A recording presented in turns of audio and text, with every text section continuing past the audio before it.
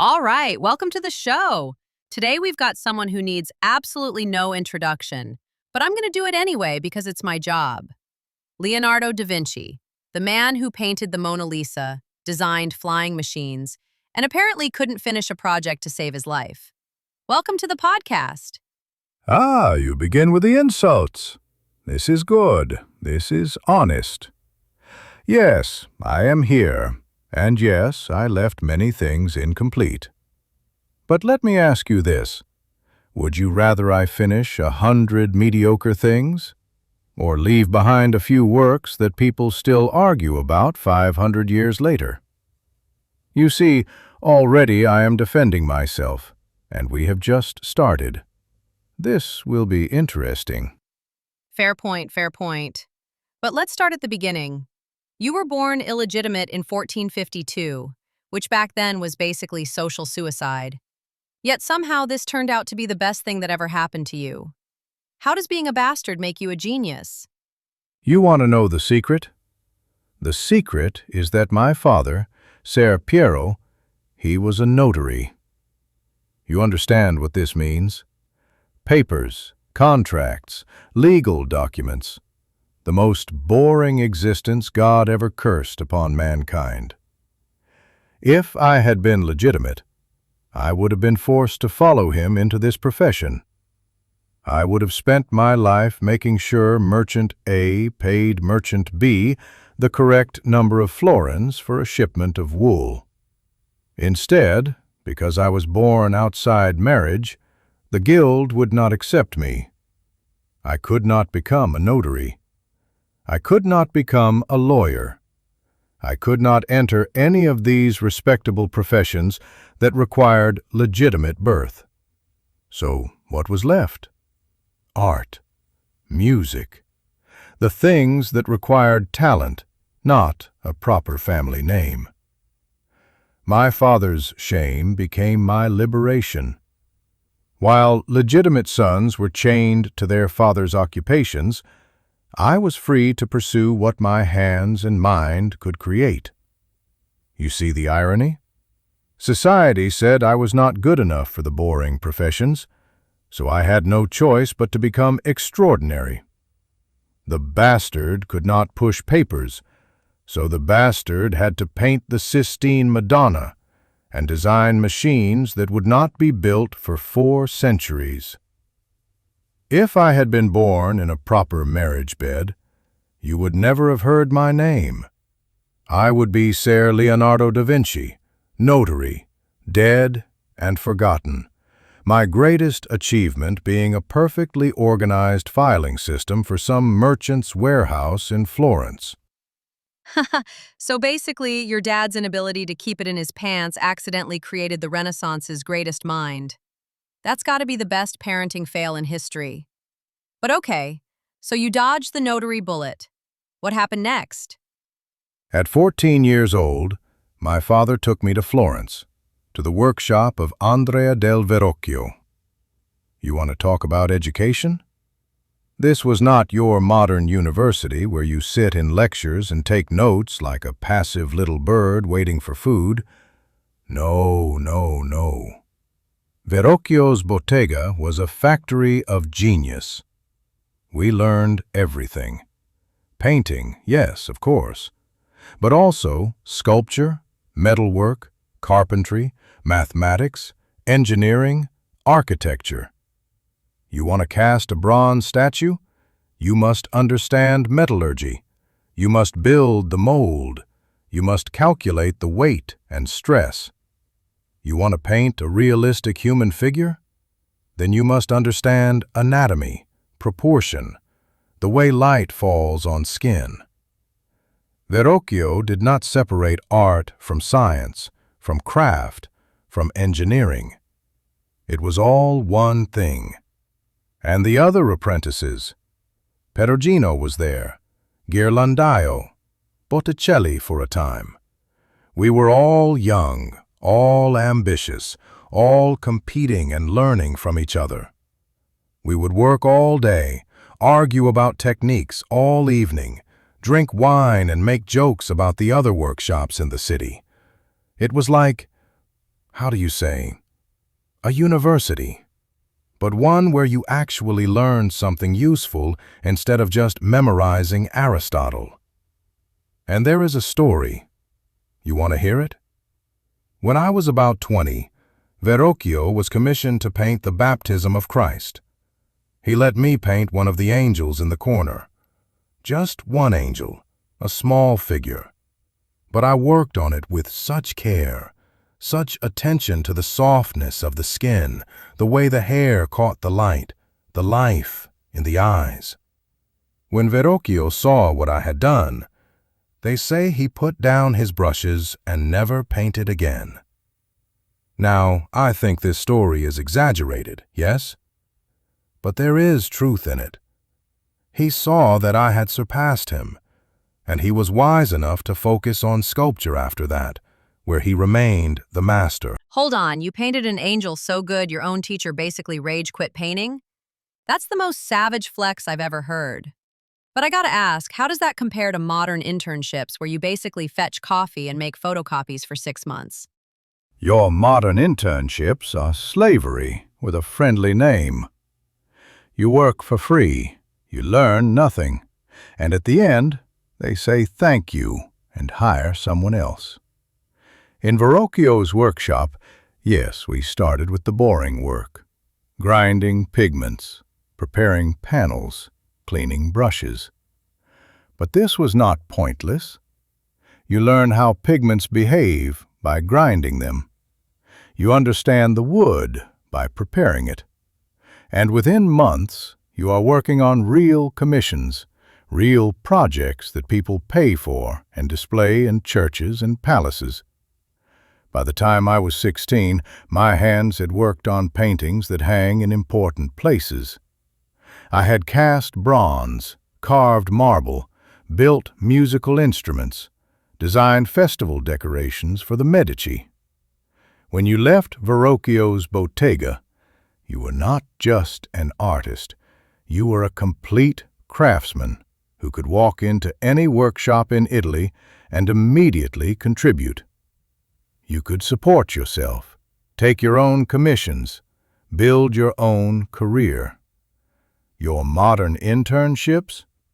They teach you how to make coffee and how to accept exploitation with a smile. We learned how to create beauty and earn a living from it. There is no comparison. Okay. You've thoroughly roasted the modern economy. But let's talk about what came after the workshop. You got into the Medici Circle, which was basically the Renaissance version of networking with billionaires. How did that work? The Medici. Lorenzo il Magnifico. You want to understand the Renaissance? You must understand patronage. We were not independent artists selling our work to whoever wanted to buy. We were dependents, servants, court entertainers who happened to make beautiful things. Lorenzo de' Medici was the most powerful man in Florence, and if you wanted to work, you needed his favor. So yes, I entered his gardens, his sculpture school, his circle of philosophers and poets and artists.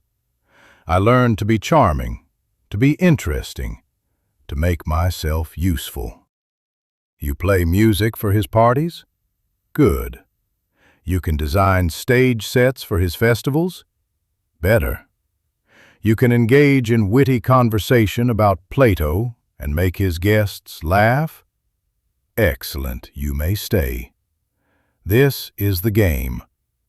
You present yourself as a genius, as someone whose talent reflects well on the patron's taste and generosity. And in return, they give you commissions, money, protection, introductions to other wealthy families. But make no mistake, you are always aware that you depend on their goodwill. One day you are the favorite.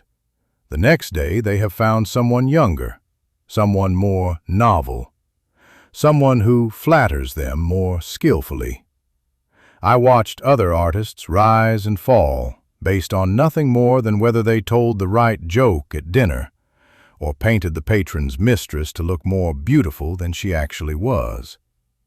It was a hustle, a constant performance. You want to create your great works? First, you must convince the man with money that funding you will make him look sophisticated. The art of convincing rich people to give you money, this has not changed in 500 years, I think. So you're basically saying Renaissance artists were freelancers, constantly pitching projects and hoping the client doesn't ghost them? That's weirdly relatable. But then you left Florence for Milan, and you wrote what might be the most arrogant job application in history. Tell me about that. Arrogant? No, it was strategic. In 1482, I wrote to Ludovico Sforza, the Duke of Milan. I needed work, he needed someone useful.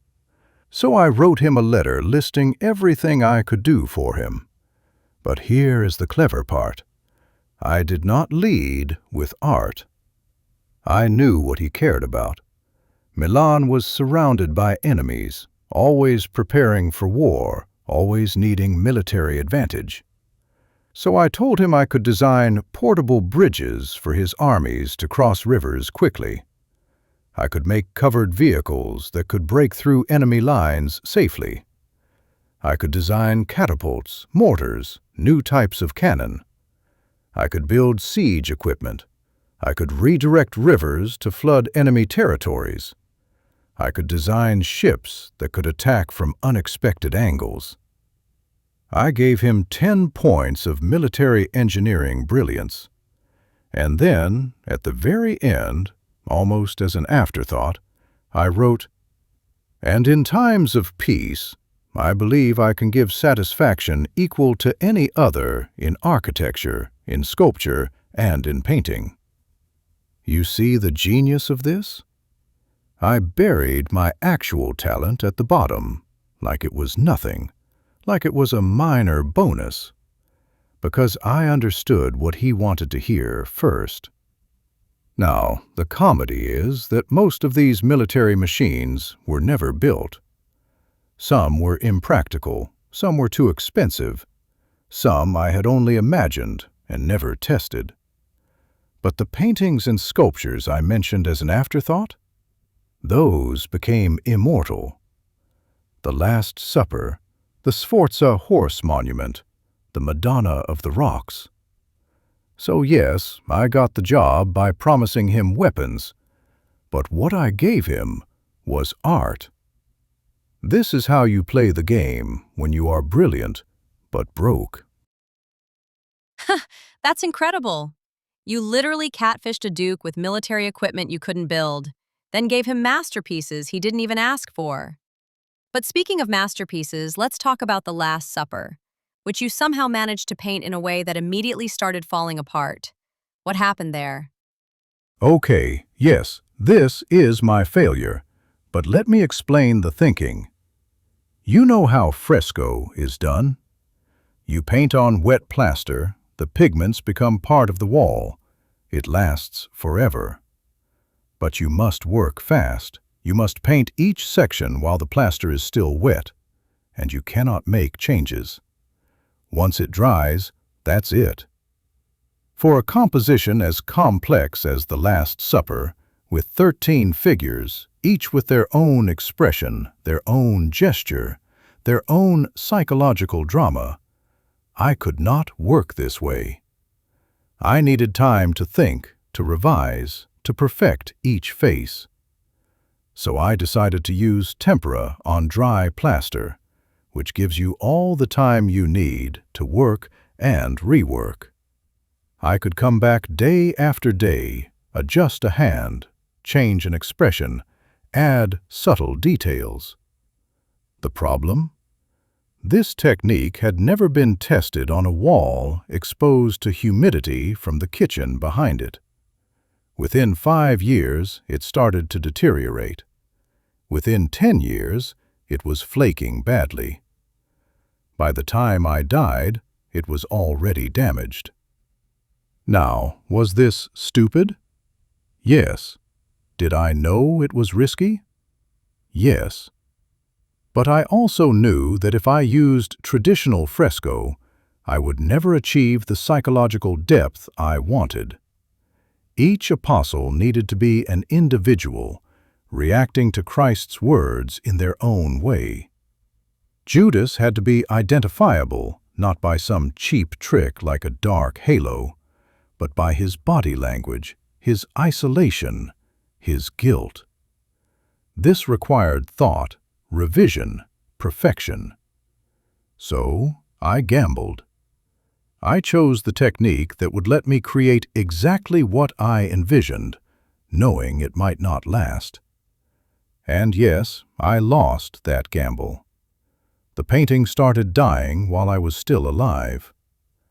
But even damaged, even restored badly over centuries, people still travel to Milan to see it. So perhaps the question is not whether I made a mistake, but whether a perfect vision that lasts 50 years is worth more than a mediocre one that lasts forever. That's actually kind of profound. But also, you literally watched your masterpiece fall apart because you ignored basic best practices. But that kind of leads into something I really want to ask about. You left a lot of stuff unfinished. Like, a lot. The Adoration of the Magi, the Sforza horse, multiple Madonnas. What was going on there? This is the question everyone asks, and I have no good answer that will satisfy you. Yes, I left many works incomplete. The Adoration of the Magi, I started it in 1481, and it sits still unfinished. A beautiful underpainting that shows everything I intended, but never completed. The Sforza horse. This was to be the largest bronze equestrian statue ever made, 4 times life-size. I spent years on it. I built a full-size clay model that everyone in Milan came to see and marvel at. But then France invaded, and Ludovico needed the bronze for cannons instead of art. My model was used for target practice by French archers and destroyed. Saint Jerome in the Wilderness, Battle of Anghiari, so many others, all abandoned at various stages. Why? Sometimes circumstances changed. The patron ran out of money, or died, or lost interest. Sometimes I was called to another city for a different commission. But sometimes, honestly, I simply saw a better way to do it and wanted to start over. Or I became interested in a different problem entirely. You see, for me, the joy was in the solving, in the figuring out. Once I understood how to paint the perfect horse in motion, the actual painting of it became tedious, repetitive. My mind was already on to the next problem. How does water flow around obstacles? How do birds achieve flight? Why do we see certain colors in the sky? I was cursed with curiosity about everything, and blessed with the ability to investigate everything. But this meant I never focused long enough on one thing to complete it. Was this a flaw? Obviously, yes. Did it drive my patrons insane? Absolutely. But I cannot change who I was.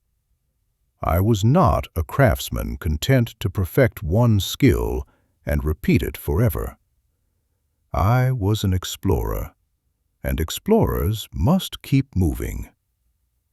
So basically, you had the attention span of a goldfish, but like a genius goldfish. I mean, I get it, but how did you keep getting hired when everyone knew you probably weren't going to finish the job? Because even my unfinished works were better than most artists' finished ones. You want a competent painting delivered on time, hire Ghirlandaio. You want something that will make people stop and question everything they thought they knew about art. You hire Leonardo da Vinci, and you accept that it might take longer than expected. Also, I was charming. I was interesting. I made myself useful in many ways. I could design festival decorations. I could play the lira da braccio and sing. I could engage in philosophical discussions. I could solve engineering problems around the court. Patrons did not hire me just to paint. They hired me because having Leonardo da Vinci in your court made you look sophisticated and forward-thinking. I was a status symbol as much as a painter. And when I did finish something, when I actually completed a work, it was extraordinary. The Virgin of the Rocks, the Lady with an Ermine, these were unlike anything anyone had seen before. So yes, they knew I might not finish, but they also knew that if I did, it would be worth the wait and the frustration. This is the advantage of being exceptional. Normal rules do not apply to you. If you are mediocre, you must be reliable. If you are genius, you can be difficult. That's a hell of a life philosophy. But let's talk about something darker. You cut up dead bodies. Like, a lot of them. Around 30 human corpses. Tell me about that, because that's either dedication to art or serial killer behavior. If you want to paint the human body correctly, you must understand what is beneath the skin. This is not morbid. This is necessary. The artists before me, they painted bodies that looked like what they thought bodies should look like, based on ancient statues and convention. But I wanted to paint the truth.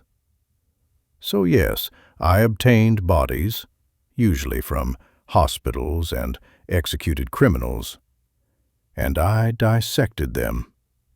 I opened them up and I studied every muscle, every bone, every organ. I drew everything I found with absolute precision. How the muscles of the arm work together to create movement. How the heart pumps blood through vessels. How a fetus develops in the womb. The structure of the spine. The mechanics of the hand. I filled notebooks with these drawings, hundreds of pages of anatomical studies. And you want to know something? These drawings were more accurate than anything medical science had at the time. Doctors in the 1500s were still following Galen, a Roman physician who had never actually dissected a human body and just guessed based on animals. My drawings of the heart, of the vascular system, of the muscles, these were correct in ways that medicine would not catch up to until the 18th century. But here's the tragedy. I never published them. They sat in my notebooks, unknown to anyone but me. So I gained this extraordinary knowledge. I created these groundbreaking anatomical studies, and they helped nobody. They made my paintings more accurate, yes. The figures in my paintings have correct musculature, realistic weight, proper proportion. But the knowledge that could have advanced medicine by 300 years? It stayed private. This haunts me when I think about it. What use is knowledge if you do not share it? Jesus, that's actually tragic. You had insights that could have saved lives and you just kept them in your diary. But speaking of things you kept forever, let's talk about the Mona Lisa, which you apparently worked on for 16 years and then never gave to whoever paid for it. What's the deal there? The Mona Lisa, La Gioconda. This painting, it was different. I think it was commissioned by Francesco del Giocondo for his wife, Lisa Gherardini, around 1503. A simple portrait, Nothing extraordinary about the commission. But something happened as I worked on it. I became obsessed with perfecting it. The smile, you know, the famous smile. This was the challenge. I wanted to capture something that exists for only a moment, the subtle expression between emotions, neither happy nor sad, neither welcoming nor distant. I wanted to paint a person, not a pose. So I worked on it, and I worked on it. I carried it with me from Florence to Milan, from Milan to Rome, from Rome to France. I would add a glaze here, a subtle adjustment there.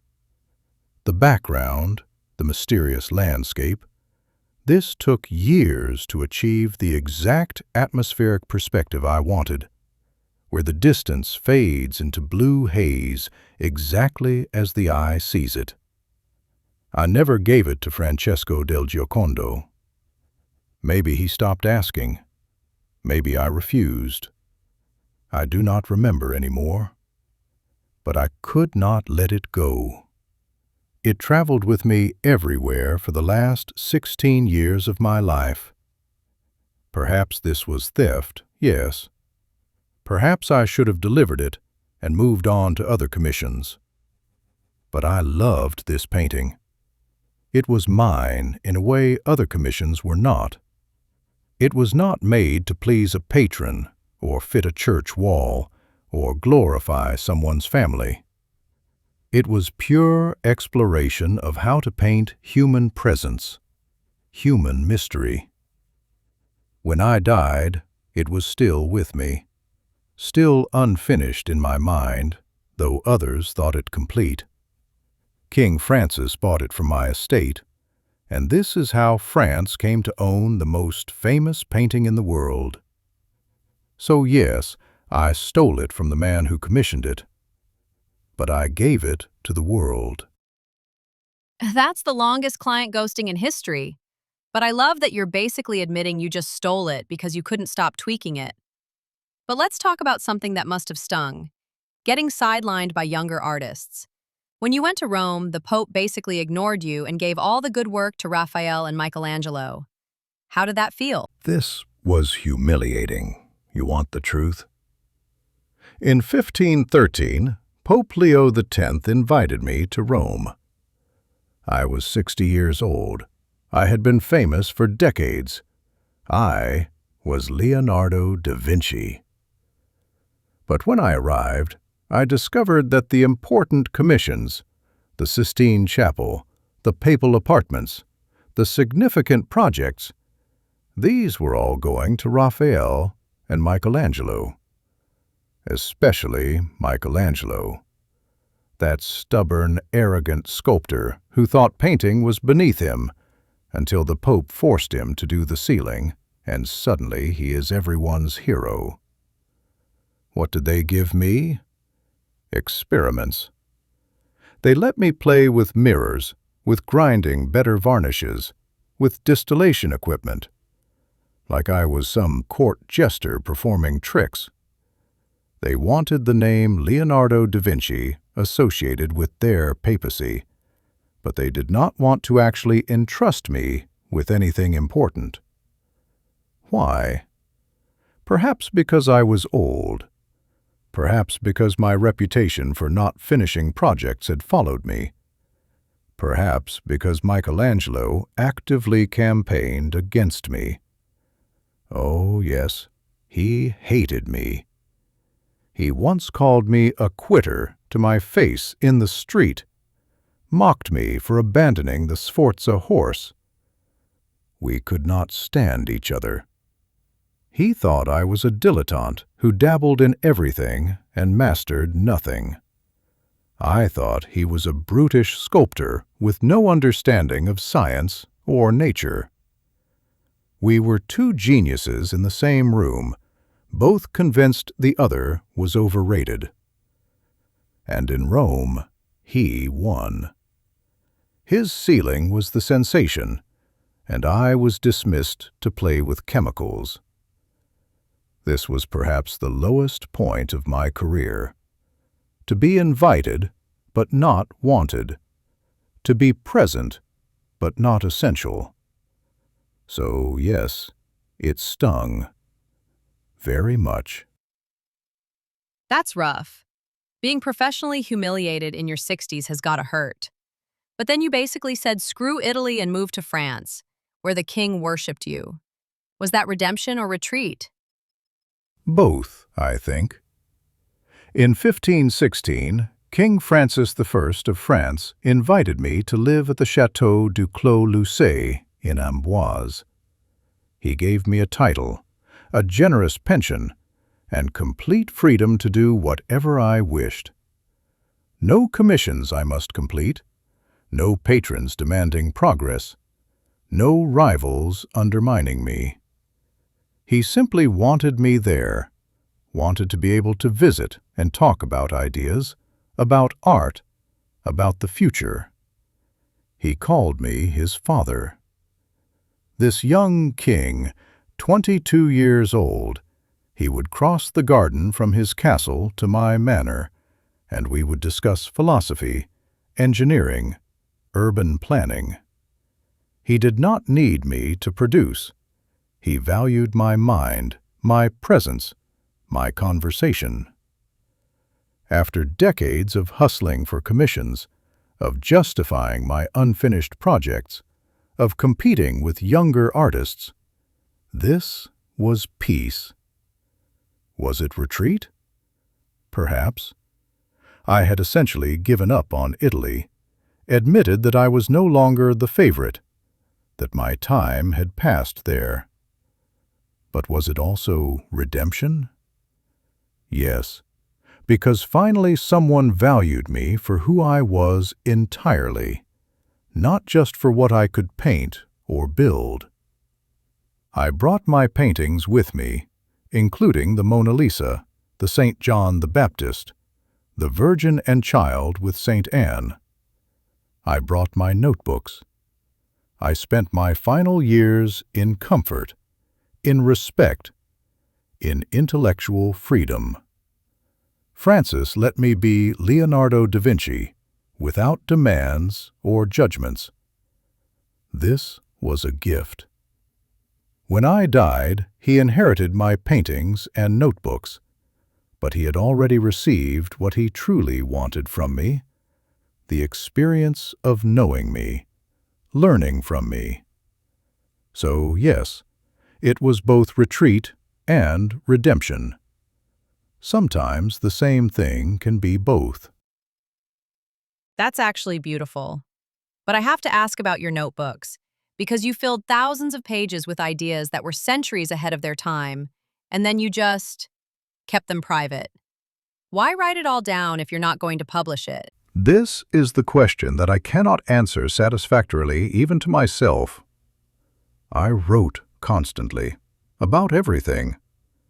How water moves in currents and eddies, designs for flying machines with bat-like wings, studies of cloud formation, the mathematics of perspective, botanical observations, engineering principles, military fortifications, the nature of light and shadow.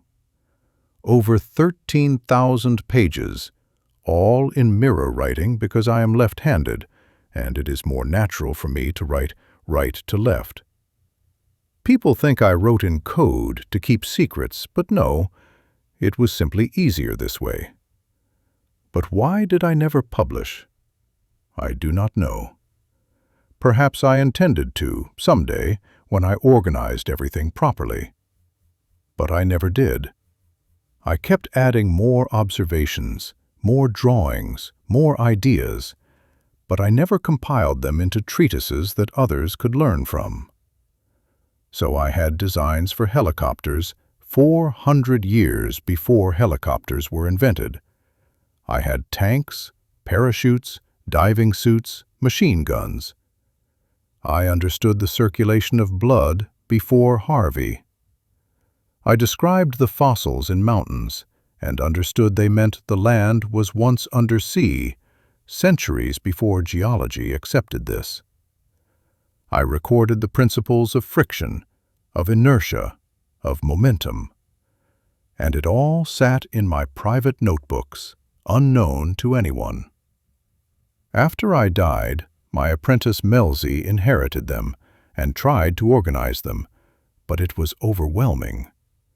The notebooks were scattered, sold, lost, rediscovered over centuries. Only now, 500 years later, can people see everything I observed and imagined. This is my greatest failure. Not the unfinished paintings. Those were for patrons, for churches, for specific purposes. But the notebooks, the knowledge, this could have changed the world. I could have published a treatise on anatomy that revolutionized medicine. I could have shared engineering principles that would have advanced technology by generations. Instead, I kept it all private, and the world had to slowly rediscover what I already knew. I was selfish with knowledge, and this is unforgivable. That's heavy. You basically had the answers and just didn't share them. But let's talk about the end. You died in 1517 at 67. There's this legend that you died in King Francis's arms, which is probably bullshit. What was going through your mind at the end? The legend of dying in the king's arms is almost certainly invented, a romantic story added later. Francis was not even in Amboise when I died. He was at another castle. I died attended by my faithful apprentice Melzi, and probably a priest, like any other old man. I had suffered a stroke some months before. My right side was partially paralyzed, though I could still walk and draw a little with my left hand. What was I thinking in those final moments? Honestly, I think I was frustrated. I was looking at the paintings around me, the Mona Lisa still in my possession, the St. John, and I was thinking about everything I had not completed. The treatise on anatomy I never compiled. The book on water I never finished. The flying machine I never built and tested. The Sforza horse that was destroyed before casting. The Battle of Anghiari that I abandoned. The architectural plans that were never realized. I saw my life as a collection of brilliant beginnings and disappointing endings. I had imagined so much and completed so little. Did I believe I was a genius? Yes, perhaps too much so. Did I believe I had wasted my genius? Also, yes. This is the curse of vision without discipline. I could see everything, understand everything, design everything, but I lacked the patience or the focus, or perhaps the humility to actually finish what I started. So I died knowing I had created some immortal works, yes, but also knowing that I had left so much potential unrealized. The world saw Leonardo da Vinci, the painter of the Mona Lisa. I knew Leonardo da Vinci, the man who could have changed everything, but chose to chase the next interesting problem instead. This is what I was thinking, that I had been given extraordinary gifts and had not used them as well as I should have. That's brutal self-assessment. But here's the thing I want to wrap up with. You're considered the ultimate Renaissance genius, right? But when you actually count your completed works, there's shockingly few. So the question is, are you great because of what you achieved or because of what you imagined? This is the question that defines me, yes? Let me count for you what I actually finished. The Mona Lisa, The Last Supper, though damaged, The Virgin of the Rocks, Lady with an Ermine, a handful of other paintings, some architectural consulting work, some festival decorations that no longer exist. Some mechanical devices that were never built. If you measure me by completed projects, by delivered commissions, by things I was paid to do and actually did, I am not impressive at all. A competent but unremarkable career. But if you measure me by imagination, by vision, by the breadth of what I conceived and explored, then perhaps I am exactly what people say I am. I imagined helicopters before flight was possible. I understood the human body better than physicians of my time. I conceived of tanks, submarines, automated machines. I studied how birds fly and designed wings based on those principles. I investigated optics, hydrodynamics, geology, botany, anatomy, engineering, mathematics, art, music, architecture. I tried to understand everything about how the world works. So which matters more? The few paintings I completed, or the hundreds of insights I recorded? The sculptures I never cast, or the designs that showed they were possible? My legacy is paradox. I am famous for works I barely finished and ideas I never published. People know the Mona Lisa, but not my anatomical drawings. They know I designed flying machines, but not that I understood blood circulation.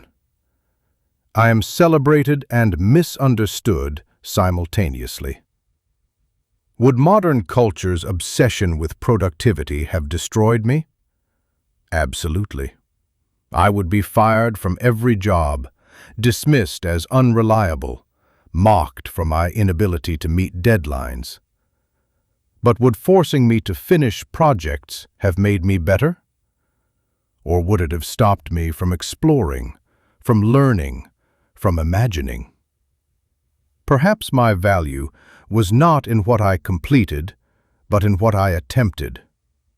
Perhaps the genius was not in the execution, but in the ambition to dream bigger than anyone else dared. I wanted to understand everything, create everything, achieve everything. I failed, but I failed magnificently.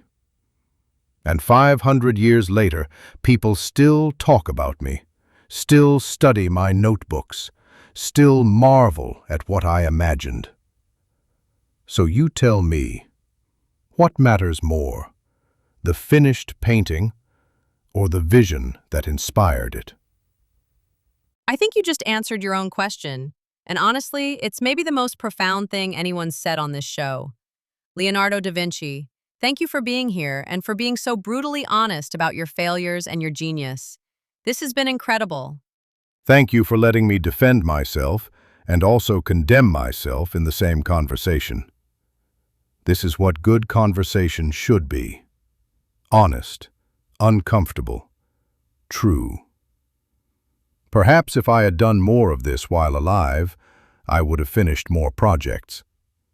Or perhaps I would have just argued more and finished even less. We will never know.